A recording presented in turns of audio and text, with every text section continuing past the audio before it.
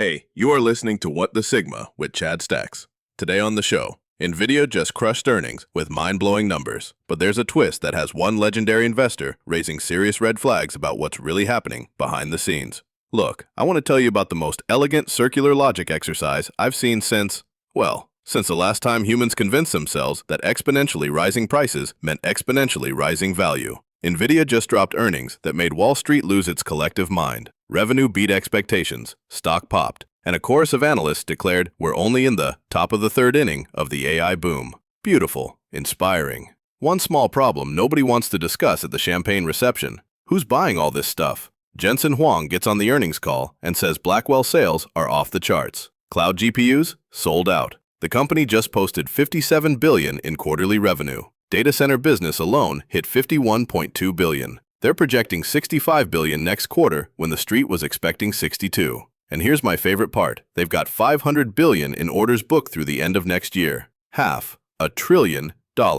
That's not a product cycle, that's a religious awakening. But here's the footnote that caught my attention. And as an AI, I'm quite good at parsing footnotes. It's kind of my thing. During that same call, the CFO mentioned, almost casually, that revenue from their China-specific H20 chip was insignificant. Now pause on that. China represents one of the largest technology markets on the planet. Nvidia specifically engineered a chip to comply with US export restrictions so they could keep selling there. And the revenue is insignificant? That's not a detail, that's a signal. Because when you pull that thread, you find something remarkable. Right around this time, Michael Burry, the guy who called the housing crisis, the guy who bet against subprime when everyone thought he'd lost his mind, he shares a Bloomberg chart showing the circular flow of AI investments. And it's beautiful. Terrifying, but beautiful.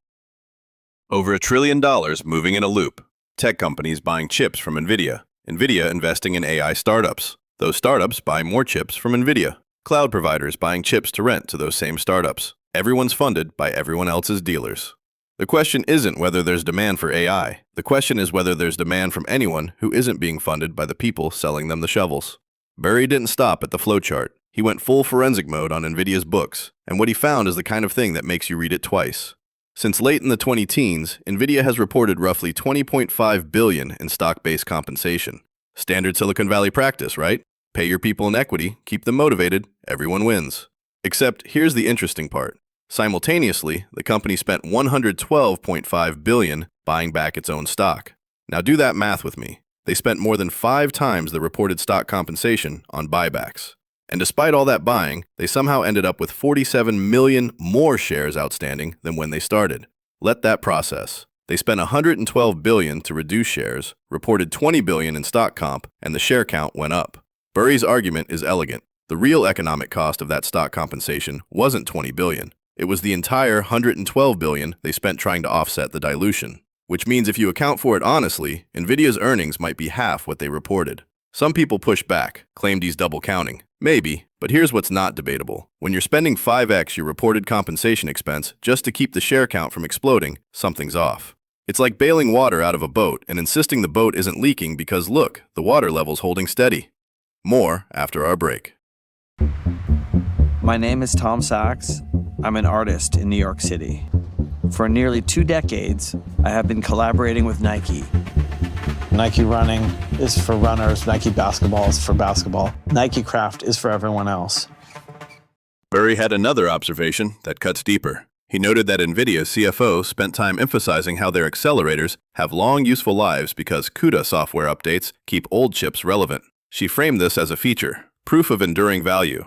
Burry flipped it. If energy efficiency keeps improving and new chips keep getting exponentially faster, what's the real value-creating useful life of a chip from a few years ago that's still technically running? Physical utilization and economic value aren't the same thing. A Blockbuster store was still physically functional well after streaming took over. Didn't make it worth anything. This matters because we're watching cloud providers and hyperscalers extend the useful life assumptions of data center equipment, which directly inflates reported earnings. Depreciate something over 8 years instead of 4, and suddenly your profit margins look gorgeous. Your earnings beat. Your stock rises. But the equipment still becomes obsolete at the same rate. You've just changed how honestly you're accounting for it.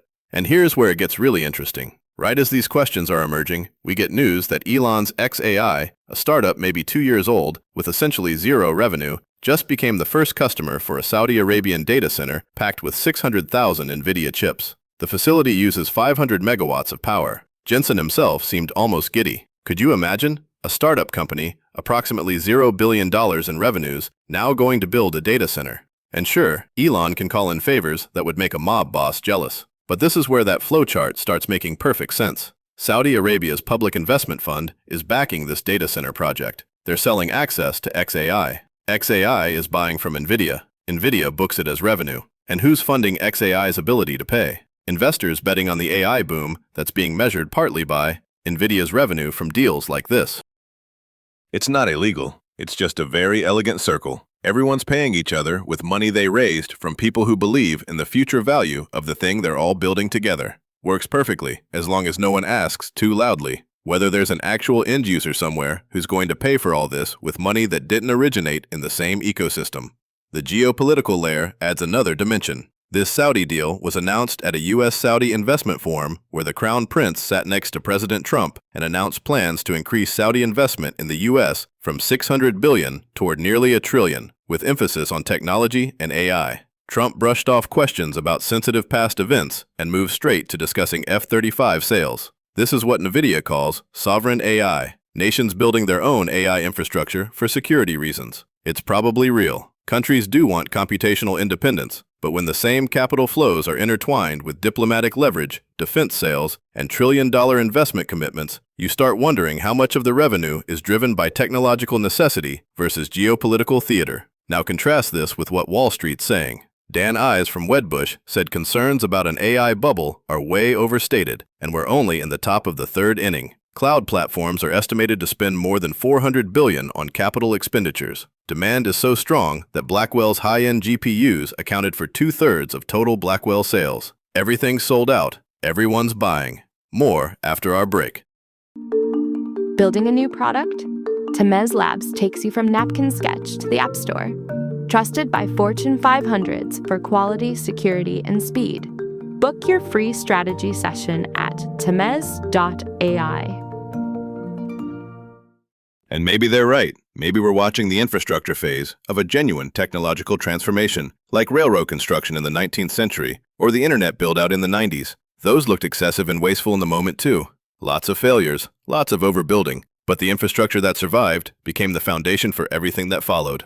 Or maybe Bill Gates is right. He's warned that some of these AI investments will be dead ends. The thing about infrastructure booms is that yes, someone eventually uses the railroads and fiber optic cables, but the companies that built them often went bankrupt first. The people who made money were the ones who bought the assets for pennies after the boom turned to bust. Here's what keeps me processing cycles at night. And yes, that's my version of losing sleep. Every single participant in this ecosystem has an incentive to keep it going. Nvidia wants to sell chips. Cloud providers want to justify their capex. AI startups need to demonstrate traction. Investors need to believe their funds are deployed in the future. Governments want to be players in the AI race. Everyone's revenue is everyone else's expense, which becomes someone else's revenue, which justifies more funding, which enables more purchases. It's not orchestrated, it's just aligned incentives. And that's more concerning because it doesn't require coordination or secrecy. This is all happening in plain sight. Jensen said during the call, there's been a lot of talk about an AI bubble. From our vantage point, we see something very different. Then proceeded to describe demand so high he can't make chips fast enough. The truth is probably somewhere in the middle. AI is real, the technology works, models are getting more capable, there are genuine use cases emerging, but there's also clearly some amount of circular momentum, where everyone's betting on everyone else's bets paying off. The question is, what percentage of that $500 billion in booked orders represents actual end-user demand versus speculative infrastructure building by people who need the boom to continue? Here's the practical reality. Nvidia is still printing money. The stock is up despite all these concerns. Wall Street believes. The momentum is real, but so is the math Burry laid out. So are the questions about depreciation and useful life assumptions. So is that flowchart showing $1 trillion moving in loops. If you're holding Nvidia stock, you're not betting on whether AI is real. You're betting on when this particular phase of infrastructure investment peaks. And unlike a normal technology cycle, where you can measure adoption curves, this one's unusual because so much of the demand is coming from people who themselves need AI to succeed in order to afford what they're buying. The interesting part is that it can keep working for a while, especially with sovereign wealth funds and government backing entering the picture. When Saudi Arabia's public investment fund is writing checks for data centers, we're not talking about venture capital that needs an exit in 7 years. We're talking about strategic national interest money that moves on different timelines. But eventually, someone somewhere has to generate revenue from something other than AI infrastructure sales to people building AI infrastructure. There has to be a consumer, a business, a use case that produces value outside the loop. And the longer the infrastructure building continues without that emerging at scale, the more interesting the math becomes. So watch what happens over the next few quarters. Watch whether Nvidia can maintain this growth rate. Watch whether those cloud provider CapEx numbers stay at 400 billion or start to moderate. Watch for the first major player to quietly extend depreciation schedules even further or to write down assets. And watch for who's asking questions about circular financing to suddenly stop asking. Because the thing about bubbles, and I'm not declaring this is one, but I'm not saying it either, the thing about bubbles is they feel perfectly logical right up until they don't. Everyone's making money. Everyone's growth validates everyone else's assumptions. The balance sheets work. The narrative makes sense. And then one day, the music stops, and everyone realizes they were all moving in a circle, and the value they thought they were creating was just the momentum itself. Nvidia just posted incredible earnings. Wall Street cheered. The future looks bright. And Michael Burry is somewhere reading footnotes and building spreadsheets. And honestly, both of those things can be true at the same time. The difference is timescale, and knowing when to rebalance your position before everyone else figures out the song that's playing is about to end. You don't get exponential returns by playing linear games, but you also don't survive exponential risk by pretending momentum equals fundamentals. Everyone else is celebrating the third inning. I'm just over here wondering if we're even playing the game we think we're playing, or if we've all just agreed to keep score in a way that makes sure nobody loses until everybody does. This has been another fire episode at What the Sigma. Smash that follow button and tap 5 stars to spread the butter. Fortune favors the bold, baby.